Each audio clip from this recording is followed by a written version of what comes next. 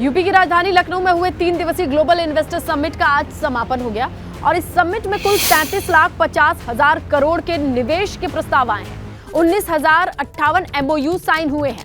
UP global investor summit 2023 का समापन रविवार शाम राष्ट्रपति द्रौपदी मुर्मू के मार्गदर्शन के साथ हुआ। 3 दिवसीय यूपी GIS का शुभारंभ 10 फरवरी को प्रधानमंत्री नरेंद्र मोदी ने किया था। इस समिट के जरिए उत्तर प्रदेश में समावेशी विकास के लिए करीब 33 लाख करोड़ रुपए के निवेश के प्रस्तावों का करार हुआ, जिसमें लगभग 93 लाख नए रोजगार सृजित प्रसन्नता है कि इस निवेश महाकुंभ के अवसर पर उत्तर प्रदेश को 33,50,000 करोड़ रुपए के प्रस्ताव प्राप्त हुए हैं। 33,50,000 करोड़ रुपए के प्रस्ताव, जो उत्तर प्रदेश ने कभी इसके बारे में सोचा भी नहीं था कि इतने ज्यादा प्रस्ताव ये सभी सेक्टर्स को मिले। अब तक निवेश का मतलब केवल NCR होता था, लेकिन ये पहली बार हो रहा है जब निवेश का मतलब सभी प्रदेश के 75 के 75 जनपदों में निवेश प्रदेश के अंदर हो रहा है। हर 75 जनपद में निवेश होने जा रहा है। उत्तर प्रदेश के अंदर 93 लाख से अधिक नौजवानों को नौकरी और रोजगार की सुविधा इसके माध्यम से उपलब्ध कराने में सफल होंगे। यूपी ग्लोबल इन्वेस्टर समिट में हिस्सा लेने वाले मंत्रियों ने इसकी अहमियत को समझाया। इसके साथ ही सवाल उठाने वालों को जवाब भी दिया।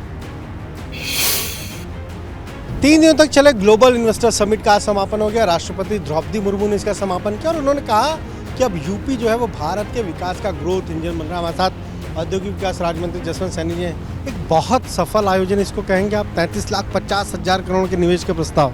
बहुत सफल आयोजन हुआ है। इसमें देश और दुनिया के उद्योगपतियों ने बड़े उत्साह के साथ निवेश प्रस्ताव साझा किए और 33,50,000 करोड़ रुपये का निवेश के प्रस्ताव आए। और ऐतिहासिक आयोजन है, बहुत सफल आयोजन है। इसमें देश के प्रधानमंत्री आज नरेंद्र मोदी जी और देश की महामहिम राज्यपाल राष्ट्रपति श्रीमती द्रौपदी मुर्मू जी का आशीर्वाद हम सबको प्राप्त हुआ है। योगी आदित्यनाथ जी के नेतृत्व में निश्चित रूप से उत्तर प्रदेश देश के विकास के ग्रोथ इंजन के रूप में बनकर उभरा है। ग्लोबल इन्वेस्टर समिट का समापन हो गया। हमारे साथ पिछड़ा वर्ग कल्याण मंत्री नरेंद्र कश्यप जी। एक बहुत बड़ा कार्यक्रम, 33,50,000 रुपए के MOU साइन होना, देश और दुनिया के निवेशकों का लखनऊ में इकट्ठा होना, प्रधानमंत्री जी से लेकर राष्ट्रपति जी तक का मार्गदर्शन मिलना, मेरे ख्याल से ऐसा लग रहा है कि उत्तर प्रदेश के लिए एक बहुत ही बड़े परिणाम लेकर आने वाला है, अद्भुत है।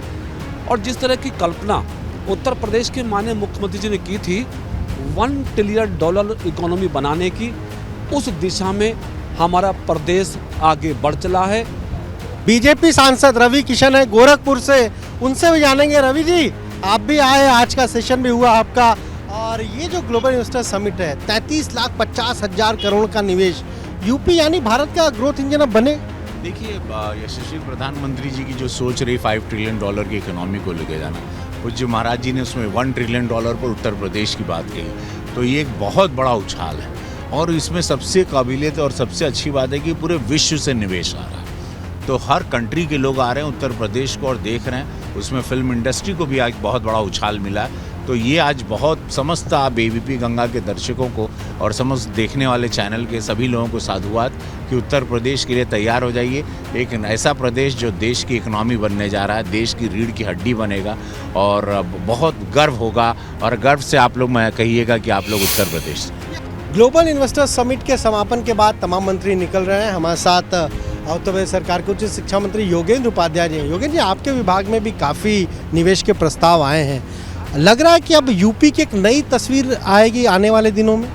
देखिए, यूपी ने पिछले 5 सालों में जो वातावरण तैयार किया है, माननीय योगी जी ने बिल्कुल कलेवर बदल दिया। इंफ्रास्ट्रक्चर को लें, आप कानून व्यवस्था को लें या विद्युत व्यवस्था को लें, इन सब ने ऐसा आकर्षित किया है पूरे विश्व के इन्वेस्टर्स को कि यूपी का इतिहास बदल जाएगा। अब यूपी एक विश्व में भारत की आर्थिक शक्ति के रूप में उभरेगा। ग्लोबल इन्वेस्टर समिट के समापन के बाद परिवहन मंत्री दयाशंकर सिंह हमारे साथ हैं, उनसे जानेंगे यूपी की तस्वीर कैसे बदलेगी। दयाशंकर सिंह जी, 33,50,000 करोड़ के निवेश के प्रस्ताव। देखिए, आशा से 4 गुना ज़्यादा हम सबको सफलता मिली है। और पहली बार लोग जो है लीक से हट करके, पहले लोग निवेश के रूप में नोएडा को पसंद करते थे, गाजियाबाद को, मेरठ को, कानपुर, लखनऊ को। इस बार तो लोग पूर्वांचल के, जहाँ पर विकास नाम का कुछ भी नहीं है, वहाँ के लिए निवेश करने के लिए किए हैं। बुंदेलखंड में लोग निवेश करने के लिए किए हैं। जो हमारे परंपरागत उद्योग धंधे हैं जो एक तरह से बंद होता जा रहा है, डेयरी है, फिशरीज है, फूड प्रोसेसिंग है, उसमें लोगों ने निवेश के लिए आगे बढ़े हैं।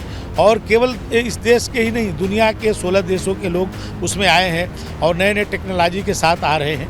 तो ये उत्तर प्रदेश को तकदीर बदलने वाला है ये जो निवेश हुआ है।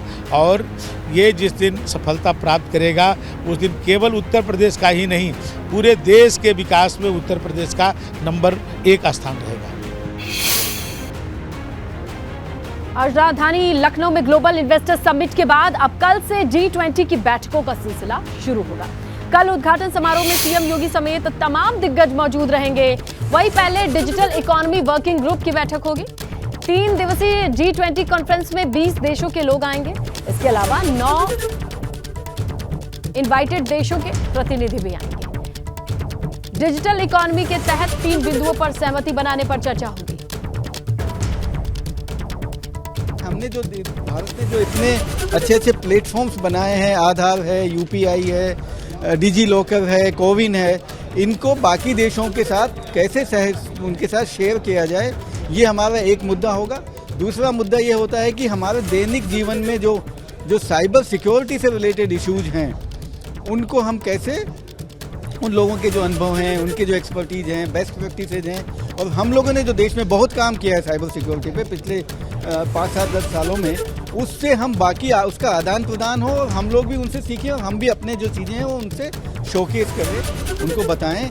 ये एक दूसरा मुद्दा होगा। और तीसरा मुद्दा है कि हमारे देश में इतने जो पढ़े लिखे लोग हैं, हमारा जो टैलेंट है भारत का, उसका अच्छे तरह से उसका स्किल डेवलपमेंट किया जाए और उसको हम लोग ना भारत देश में ही उपयोग करें, बाकी ये लोग विदेशों में भी जाके उन लोगों के स्किल डेवलपमेंट में काम करें।